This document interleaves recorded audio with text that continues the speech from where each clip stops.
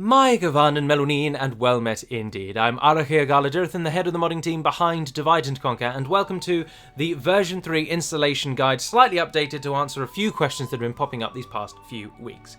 So, before you install or download Divide and Conquer, you must have a fresh, unmodded Third Age Total War 3.2 installed on your computer, and what I mean by that is you cannot install DaC on top of a previous version of DaC. You should delete older versions of Divide and Conquer by simply finding the file or finding the folder and deleting it altogether and reinstalling from Third Age Total War onwards. And there is an installation video for 3.2, for Third Age Total War, which is in the description below or at the end screen at the end.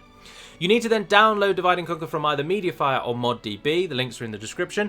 Now, if you are using Internet Explorer or possibly another one and the download cancels at about 90%, simply use another web browser. You could use Chrome, for example, which is what most of us use, or Firefox. Other browsers are available, but if it's cancelling or it's saying it's corrupt, use a different browser.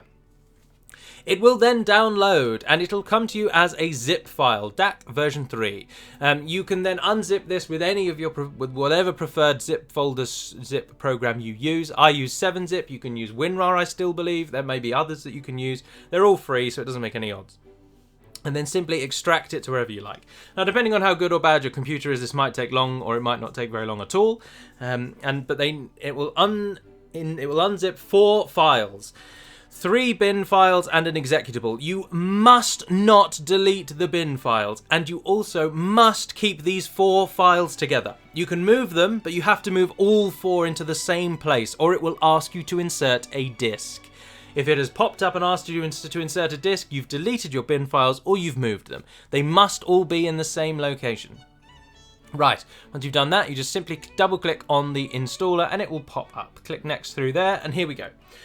If you have not moved your Steam, so your Steam is on a single drive, the original drive, the C drive, then you can just click next. If, however, you use the disk version of Medieval 2, or your Steam games library is on a different drive to your C drive, which obviously I have an E drive and a C drive, most people have 2 drives in a computer nowadays.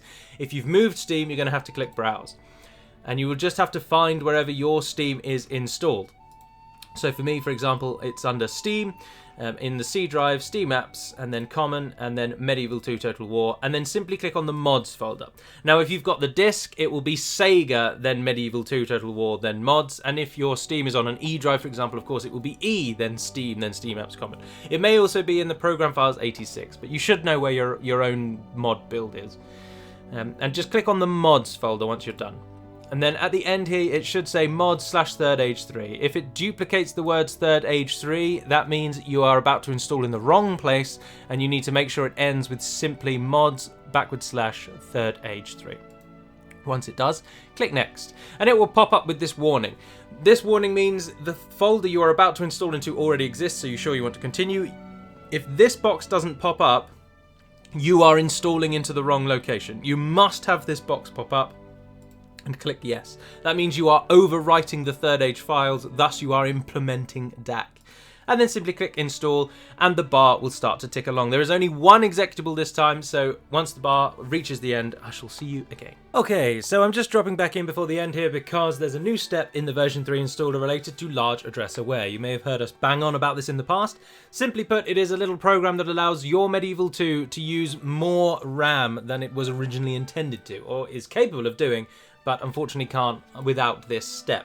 So without doing large address aware, your game will crash. You will frequently hit the 2 GB RAM limit and it will crash. So what you need to do, the box obviously pops up and a notepad document pops up explaining what to do as well. And you will just simply need to click on the ellipsis and you need to find where you have installed Medieval 2.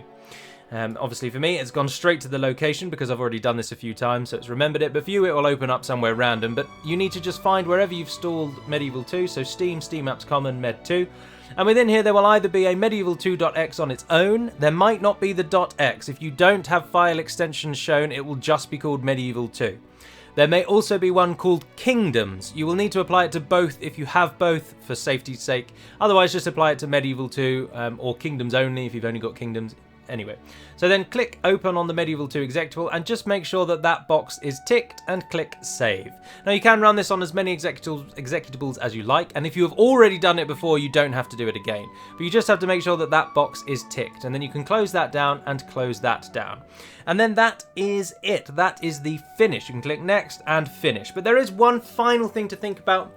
If you have not installed, or if your Steam or your Medieval 2 installation is within your Program Files 86 folder, and you've not disabled user account control, you will need to delete your virtual store or the game will crash for you at some point in the future. We cannot change that. This is a Windows feature, and unfortunately everyone has to deal with it. There's a video linked in the description below. You have to apologise for the microphone quality. It's 3 years old or 4 years old. And that will tell you how to delete virtual store within the first like 30 seconds or a minute tops. So just follow that, delete your virtual store, and then you can play version 3 by running the shortcut which appears on the desktop. If I can actually use my mouse to double click it, that would be more helpful. And then it will simply run Divide and Conquer version 3, the Cold North, and there is the new loading screen to show that you are in version 3. Then obviously it's loading through, and it gets to the main menu, and then you can play no matter what you like, whoever you want to be, do whatever you want to do. And there we are then, that is it. So if you listen to everything I've said and you follow every single step, version 3 will work. If you have any other problems though, do pop them in the comments below, or head over to Discord or Total War Center preferably. We don't really monitor ModDB that much. The Elite Dwarf does read and reply to many comments, but he's out there on his own. So do use Total War Center or Discord chiefly. And that's it. So we do hope you enjoy playing Divide and Conquer. Any suggestions or feedback, there's various threads on Total War Center you can use to report those, but otherwise, just have fun with it. And until we speak again, dear friends, Navair Naden Perimad Melunin, and farewell.